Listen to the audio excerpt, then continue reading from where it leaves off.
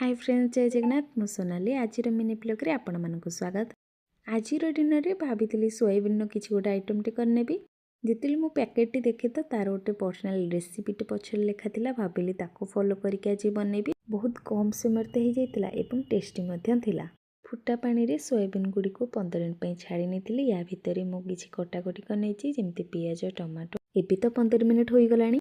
Soybean गुडी को भल से चिपुड़ी पानी अलगा करनवा।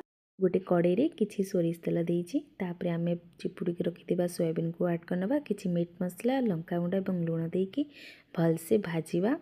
सोयाबीन गुड को एमती गोल्डन ब्राउन हेबा पर्यंत भाजीबा।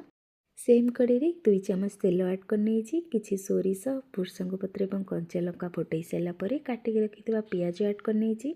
पियाज भल से भाजी सैला परे गोटे टमाटो ऐड करनेछि।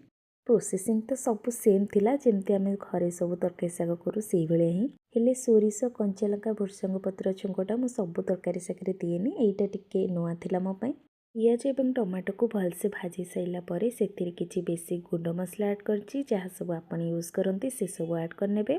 गोटे रु 2 चम्मच अदा रसुण पेस्ट एवं गोटे टमाटो के एमती ग्राइंड करके ऐड करनेछि। गोटे चम्मच मीट मसला मध्ये ऐड करथिली। मसला को भल से तेल छाड़ला पर्यंत कषि सैला पर भाजी की रखिथिबा सोयाबीन को ऐड करने। जेहेतु मु कषा पाई करिवि सेति में अल्प पानी करछि। आपण जेमति चाहिबे से अनुसार पानी ऐड करि परिबे। फाइनली कंप्लीट हो जाइछि टेस्टी एंड डिलीशियस सोयाबीन कषा।